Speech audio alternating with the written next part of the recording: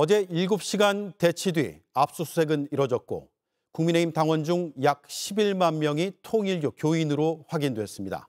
특검은 통일교가 현안을 청탁하고 윤석열 후보는 선거 지원을 받은 중요한 단서로 판단합니다. 첫 소식 김지훈 기자입니다.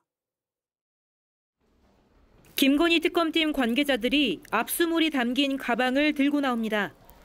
특검은 어제 국민의힘 중앙당사와 당원 자료를 관리하는 업체를 압수수색했습니다.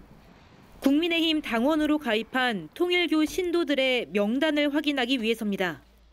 국민의힘의 반발로 7시간이 넘는 대치를 한 끝에 압수수색은 4시간 반 동안 진행됐습니다. 지난달 13일과 18일에 있었던 두 차례 압수수색 시도는 국민의힘의 저항으로 무산됐지만 특검은 결국 세 번째 시도 만에 국민의힘 전체 당원 명부에 접근했습니다. 특검 관계자는 통일교 교인 명단과 전체 국민의힘 당원 명단을 전산상으로 대조해 일치하는 명단만 추출해서 가져왔다고 설명했습니다. 국민의힘 당원 500만 명의 명단과 통일교 신도 120만 명의 명단을 대조하는 방식을 선택한 겁니다. 이름뿐 아니라 생년월일 등 개인을 식별할 수 있는 정보들을 활용해 정확성을 높였습니다. 그 결과 11만 명에 달하는 통일교 신도가 국민의힘 당원으로 가입됐던 사실을 확인했습니다. 특검은 11만 명 중에 통일교 지휘부의 지시에 따라 당원으로 가입한 신도들이 몇 명인지 분석하고 있습니다. 특검은 통일교가 현안 해결을 목적으로 신도들을 국민의힘 당원으로 가입시켜 정치에 관여한 것으로 보고 있습니다. 우선 2023년 전당대회와 관련해 정당법 위반 혐의를 적용했지만 지난 대선 때도 통일교가 신도들을 동원해 당시 윤석열 후보를 조직적으로 도왔는지도 확인하고 있습니다. JTBC 김지윤입니다. 이런 가운데 KT에선 서버까지 털린 사실이 새롭게 드러났습니다. 그동안 KT는 서버 침해 흔적이 없고 복제폰 생성은 불가능하다고 주장해왔는데 이젠 복제폰으로 인한 피해 가능성도 배제할 수가 없게 됐습니다. 임지수 기자입니다. KT가 어젯밤 11시 57분 한국인터넷진흥원에 서버가 뚫렸다고 신고했습니다. 서버 침해 흔적 4건과 의심 정황 2건을 발견했다는 겁니다. 지난 4월 SK텔레콤 사태 이후 외부 업체에 맡긴 조사 결과인데 그간 KT가 부인해온 유심 인증키 유출이나 복제폰 가능성을 배제할 수 없게 된 겁니다. 어느 서버인 부분은 저희가 지금 이제 그 관련 자료를 KT로부터 제출받고 세부 분석이 들어가야 되는 거기 때문에 지금 말씀드리기는 좀 어려운. 더 큰 문제는 KT의 늑장 대응입니다. KT가 서버 침해 사실을 처음 인지한 건 지난 15일. 하지만 어제 공식 브리핑에선 오히려 서버 침해가 없었단 취지로 설명했습니다. 인증키 값은 오로지 유심과 서버에만 있기 때문에 우리 시스템 내부에서는 안전하게 저장되어 있고 심지어 보안당국에 신고한 시점은 사흘 뒤인 어젯밤으로 24시간 내 신고 원칙을 위반했다는 지적이 나옵니다. KT 측은 내부 검증에 시간이 걸렸고 그때만 해도 몰랐다는 입장입니다. 상호 간의 이 연결성이 없다 보니 어제 이제 저희도 저녁에 같이 그 내용을 알게 되었습니다. 또 이번 침해 사고가 무단 소액 결제와 무관하다고 선을 긋고 있지만 장담할 순 없는 상황입니다. 불법 초소형 기지국으로 가로챈 IMEI, IMSI 값 외에 주민등록번호 등 개인정보가 필요했는데 이번 해킹의 유출 통로였을 가능성도 있는 겁니다. 해킹에 대해서 원격 조정되는 굿이 있었다는 내용이거든요. 이것저것 파일로 다 들어갈 수가 있는 거죠. 상당히 많은 양이 탈취되었을 가능성이 상당히 높고.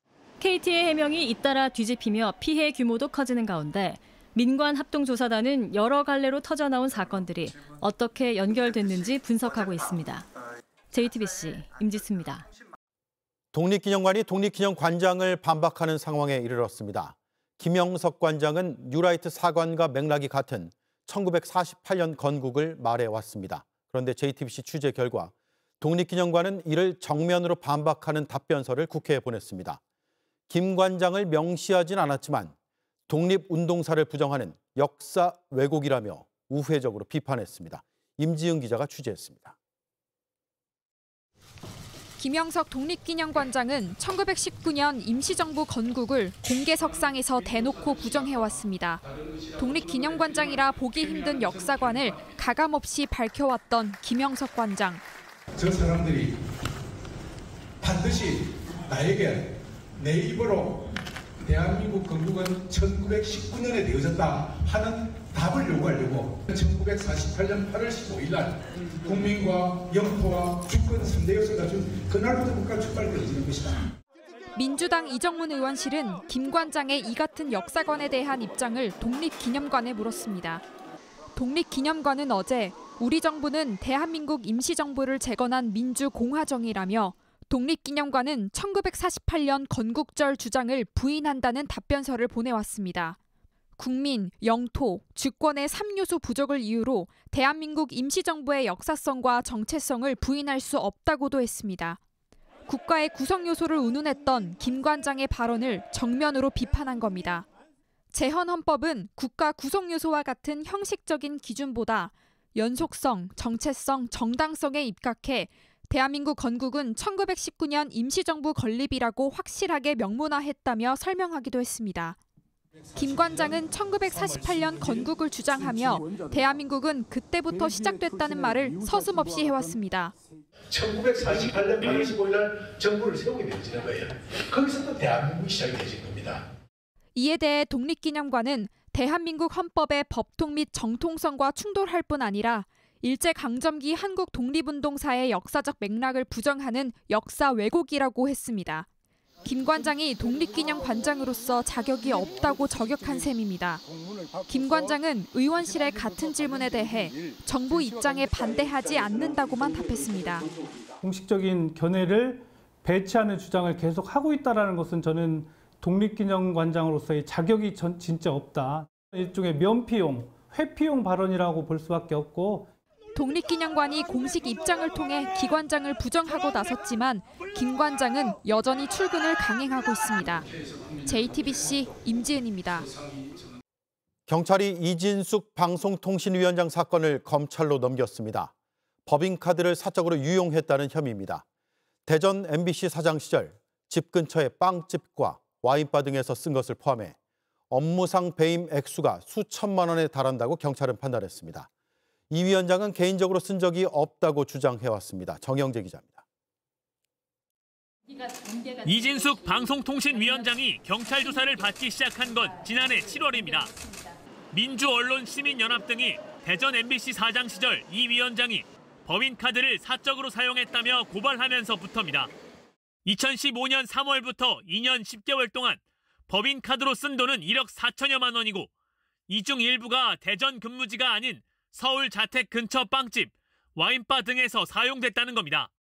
경찰은 법인카드를 사용한 서울과 대전 유명 빵집과 대전 MBC 사장 시절 학업을 병행한 대학원 등을 여러 차례 압수수색했습니다.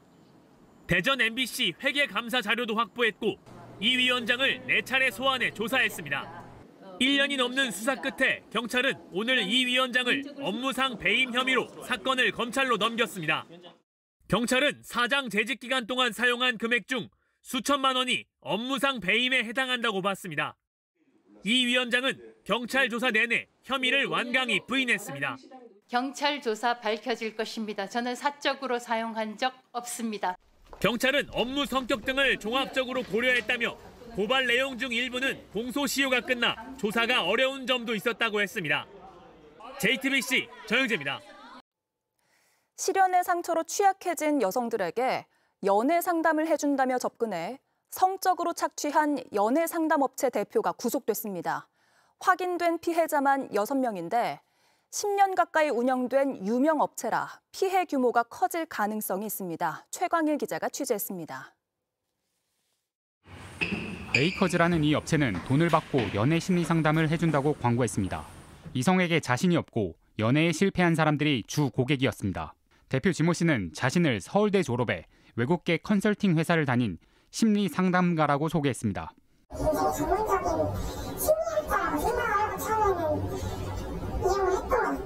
가입하면 가짜 심리 검사를 했습니다.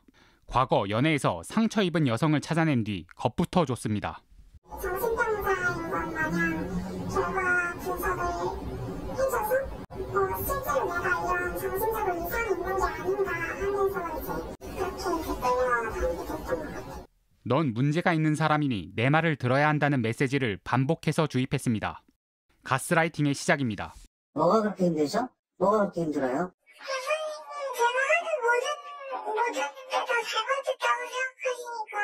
너는 나한테 잘못한 게 하나도 없구나.